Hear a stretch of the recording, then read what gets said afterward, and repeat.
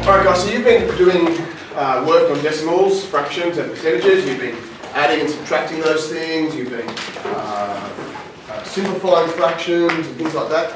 We're going to think today about converting from a percentage form into a decimal or fraction form. Okay? From a percentage form into a decimal or fraction form. And to do that, it's really helpful that we understand what a percentage really is. What a percentage really is. What do you think about that word? We have this word, part of the word there, cent, in the middle of it. What are other words that particularly start with cent, C-E-N-T? What are other words? Anyone? Yeah? Centimetre. Centimetre. Yeah. What is a centimetre? It's like a measurement. Yeah. And how many centimetres go into a metre? 100. Okay. What's another word that starts with cent? Centipede. Centipede. And I'm not sure they actually really do, but how many legs do we think centipedes have?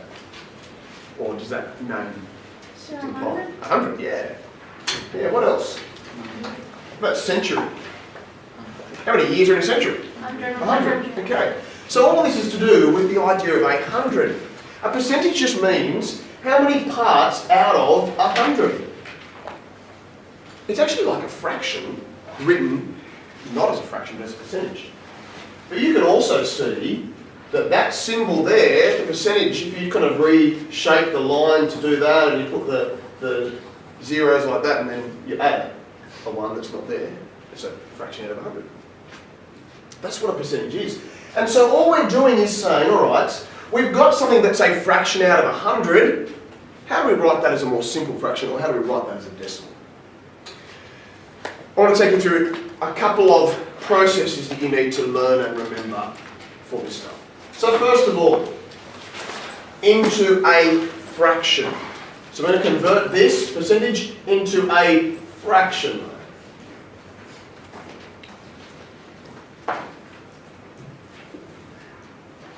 50% into a fraction. You write it as a fraction over 100. That's all. But, because then you say, well, how can I write that as the most simple way? And you've simplified fractions? You know how to do that? Yeah. And so we have to simplify this. We have to divide, or sometimes multiply, the top and bottom by the same thing to get the smallest whole numbers that we can. Right, what do you reckon, Lisa? 10. Divide them by 10, absolutely. So we're going to divide top and bottom by 10.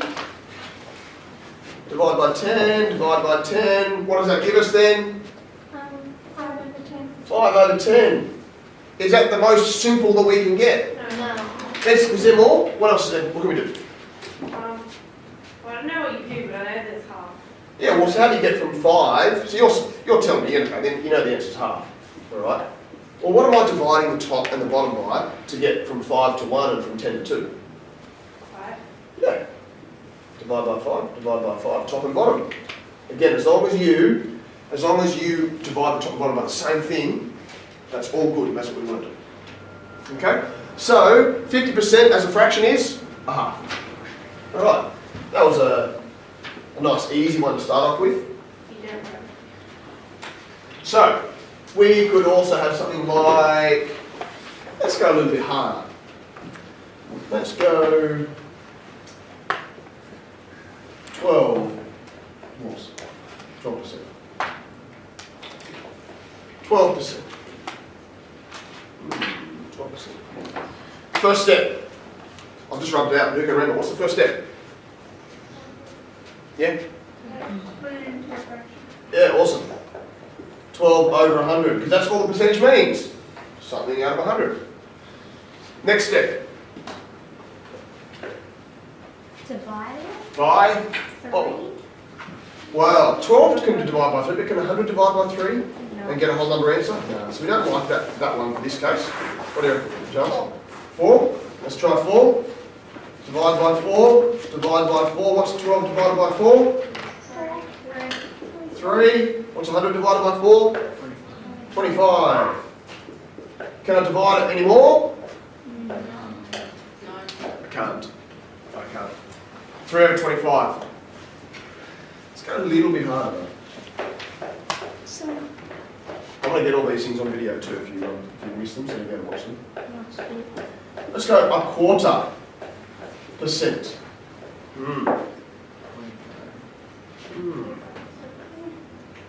It's actually not 25%. It's 1/4%. is 0.25? Yeah. So let's what's the first step? What's the first step? Turning into a fraction. Yep.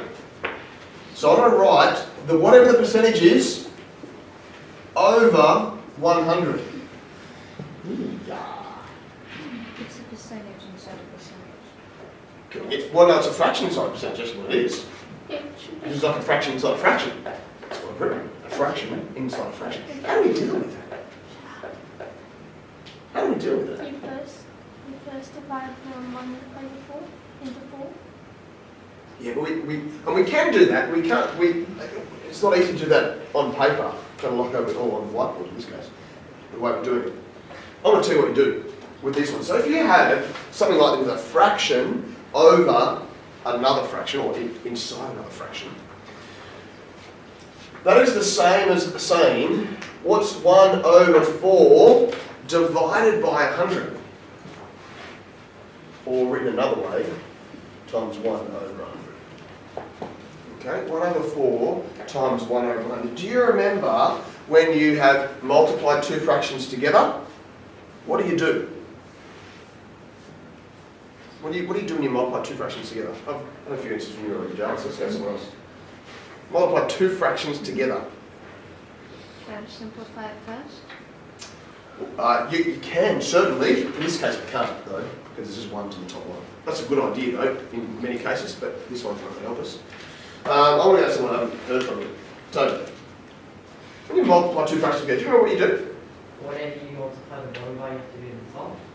That's when you're simplifying, or when you're making a little fraction. But I'm actually going to multiply two different fractions together. Wait, isn't it? Oh, yeah, no. Yeah, tell us, yeah. Times the top on one fraction and the bottom of the other. Yeah, you multiply across the top, that's what you mean. So you just do across each line. 1 times 1 is 1, 4 times 100 is 400. So 1/4% is the same as 1/400. 1/4% is the same as 1/400. So when there is a fraction inside a percentage, you're actually going to get some different kind of answers like this. Are you okay with that? Yeah, that's a little bit more tricky. It is. And so this is the step in particular. Once you've written it like this, you've got to remember, if I've got a fraction in the numerator over 100, I write the fraction times 1/100. That's a really important step to remember. Okay, so I should do that one in a second. Let's do one off the top first. 10.2%. 10.2%. Yeah. First step? Always the same first step, changing your fraction. What is it? Sorry? Over. 100. Awesome. Right. First step all the time. Now I look at it. What is wrong? Not wrong, but just what is different at the moment that we want to kind of fix up? Got a decimal in the numerator. Okay? And so now, remember I said before, often we're going to divide by a number, sometimes we have to multiply by a number. Do you round it? So I'm not going to round this one because I want to keep it exact. I don't want to round it, that actually changes the value of it. I want to keep it exact. What can I multiply the top by to make it into a whole number? What do you reckon, Brent?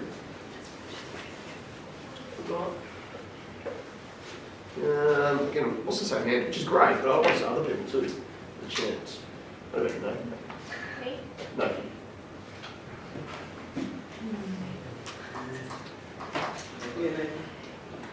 Any idea? I could divide by 2, but that's not going to get rid of the decimal. I want to get rid of the decimal. How am I going to do it? You times it? Well, I'm going to multiply by something. By 5. I can do that, absolutely. That's a really good answer. In fact, it's a fantastic answer. Someone may have said multiply by 10. That's going to be a really easy thing. If I want to get rid of one decimal place, just multiply by 10, and then I'll get rid of it, and then I'll need to simplify afterwards. I want to do that one, just to show that process. So I'll multiply by 10. And if I want to multiply the top by 10, what do I need to do? Multiply the bottom by Same by the bottom. Multiply by 10. And so that becomes, when you multiply decimal by 10, what do? Just move the place. 1 to the right, 102 in the top. What's in the bottom? 100 times 10 is 1,000. Okay, now I say, can I divide something the same by the top and the bottom? It will still give me whole number answers. Yeah. Yes? Yes, I should be hearing yeses. Yeah. What is it going to be? 9. 9. That's a random number there. 5. I'm seeing 2 even numbers. Top and bottom is the kind of thing that I think about. It's an even number at the top and bottom. I can always divide by 2. And I might need to do more than that later on. That's okay. You can do it in little steps. Let's go by 2. So they're both even numbers. It means I can divide by 2. 51 over 500. Now I think, what can go with 51? 2 can't because it's not an even number. Can 3? You actually can. Yes, you can. 51 divided by 3 is 17. But I can't put 3 into 500. Do you remember the quick check for how something divisible by 3? Do you remember the quick check? If it adds up to like a number that. So you add the digits up. Yeah. 5 plus 1 is 6. 6. Can that divide by 3? Yeah. Yes. 5 plus 0 plus 0? Is not. 5. Can that divide by 3? No. So that one's not divisible by 3. That's the quick check. Add the digits up. And it will. I don't think you can simplify this anymore. That's exactly the correct answer. Yeah, that's right. But we need to ask the question every time. We actually need to check. Can we simplify it? Because sometimes we assume and we miss something. So we check. But you're absolutely right, we can't. Yep. So that is the most simple version of 10.2% turned into a fraction. 51 over 500. Now I'm going to do the last time, which I did before. Decimal? Sorry? Decimal? Well, no, I'm still talking into fraction. Changing decimal is really easy, so we're going to get to that in a second. A percentage over 100. So 345.3%. I've now got something more than 100 and a decimal. I've got all manner of differences in here now. But always the first step, which is? Putting a fraction. Put a fraction over 100, guys. You have remembered that part. That is awesome. But I'm going to ask the same question again. What can I multiply by? So again, it's one decimal place, multiply by 10. It's always an easy one to do. So multiply top and bottom by 10. Get rid of that decimal. Don't like it?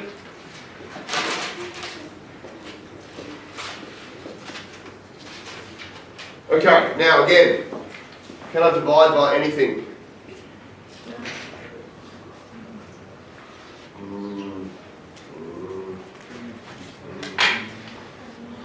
The answer is no, you can't. That's not the answer. But it's not the answer, because what don't we like about that? It's too long. Apart from the fact that the big number's too big, there's something else we don't like about it.